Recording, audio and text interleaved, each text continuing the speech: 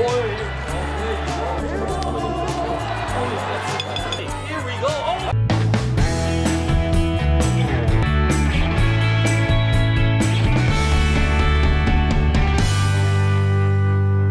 Ito na ang pinakaantay ng lahat, ang pagbabalik ng pambansang kamao sa Luna.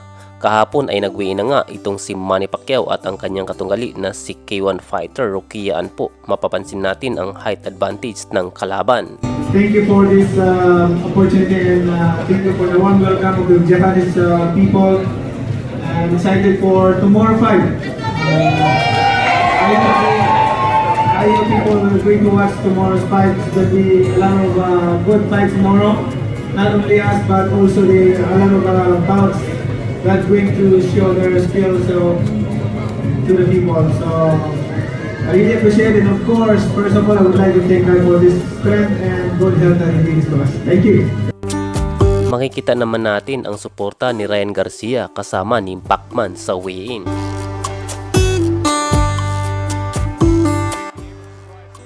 Nasaksihan naman natin kung gaano kalupit si Pacman sa Luna.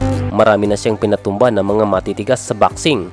Ilan na dito si David Diaz, Ricky Hatton at si Manuel Marquez na may mahabang rivalry sa kasaysayan ng boxing na inaabang-abangan at puno ng kaba at excitement sa bawat laban nito. Hindi rin pahuhuli si Margarito na siya na ata ang pinakamatangkad na nakalaban ni Pacman, subalit hindi pa rin umubra sa ating pambato.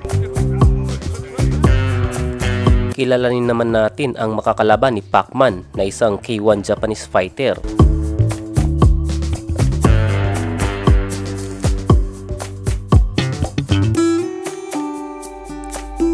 Siya ay si Rokia Anpon.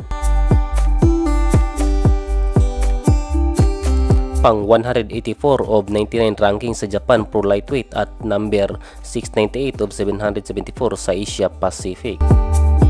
Ito naman yung kanyang record. Siya wala pang professional record sa boxing. May talo na siyang isa. Marami na rin siyang nakalaban sa kanyang pagka-MMA fighter. Ito yung kanyang listahan sa mga kanyang laban. Marami siyang panalo sa kanyang mga laban. At kunti lang yung kanyang talo.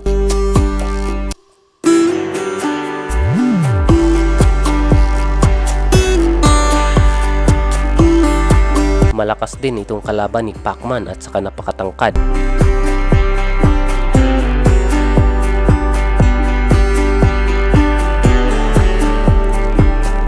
Ito naman yung kanyang record.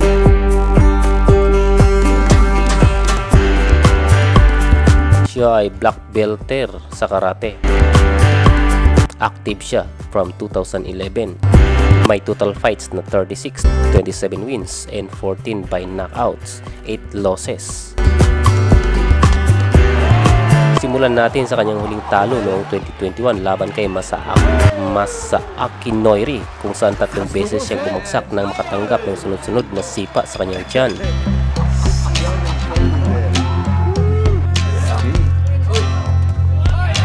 Kanya naman tinalo si Kaito at 2 beses niya itong pinabagsak.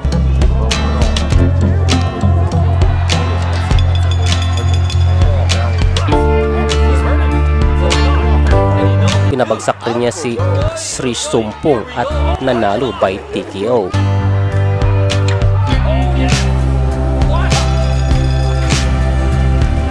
Naging dikit naman ang kanilang laban ni Kusi Yamada at umabot sila ng round 3. Nanalo si Anpo via unanimous decision.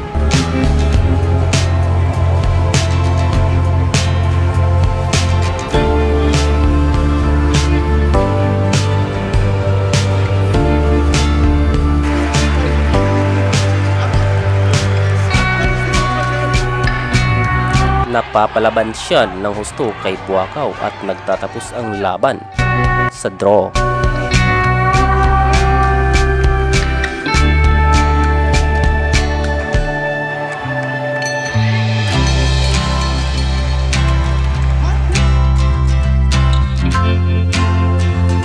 Nanalo din siya kay Shu